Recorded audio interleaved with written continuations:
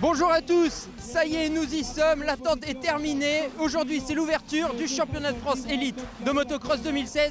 Je suis avec Thomas Do qui a réalisé la pole ce matin. Thomas, comment ça s'est passé? C'est plutôt pas mal passé, c'est vrai que un peu surpris de mon résultat. On va essayer de faire des belles manches, puis bon, on fera le mieux qu'on puisse. Voilà, je sais que je suis capable, donc on va voir ce que ça donne. Allez, sans plus attendre, place aux courses. Les MX2 s'élancent donc en premier et Thomas Do réalise le hull shot. Les positions se fichent vite après que Dercourt ait pris le dessus sur la Honda numéro 773. En troisième position, on retrouve un revenant dans le championnat élite, Florent Richier. Deuxième, Thomas Do montre une très bonne pointe de vitesse. Enfin, Nicolas Dercourt s'impose quasiment sans conteste dans cette première course de la journée.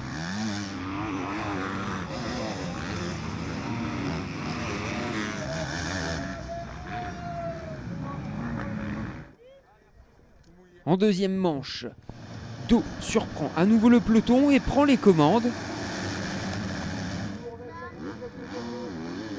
Il mène les débats pendant un temps, mais Dercourt parvient encore à prendre le leadership.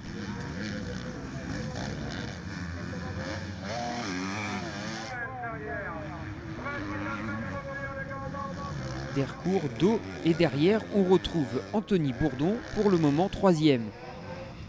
Thomas Do ne lâche rien et derrière, Richier fait un gros effort pour recoller au duo de tête. Chose qu'il parvient à faire rapidement, il double même Do pour la deuxième place. Dans la foulée, il s'attaque au pilote Bud Racing et passe. Richier est maintenant en tête.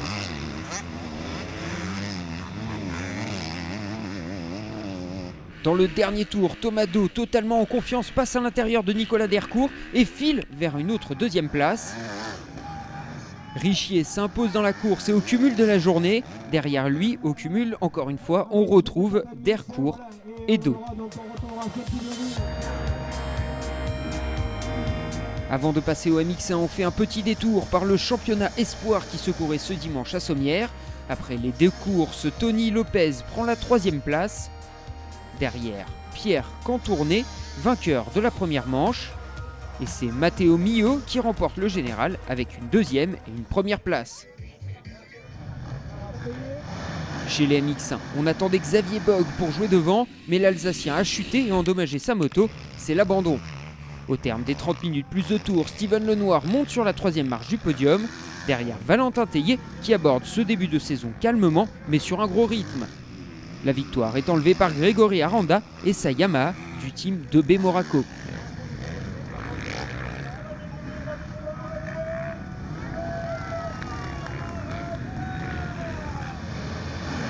Au départ de la seconde course, Grégory Aranda prend rapidement les commandes et c'est Tellier, le plus malchanceux. Il chute et repart en queue de peloton. Aranda creuse rapidement un trou avec Ariculas.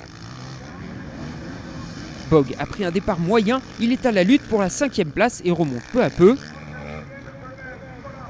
Sébastien Pourcel vient se mêler à la bataille et met la pression à l'Alsacien au point de le dépasser. Le pilote de la Suzuki numéro 11 ne s'arrête pas là. Il double 1 à 1 Lenoir et Culas pour occuper la deuxième place. Bogue le suit à distance et revient troisième.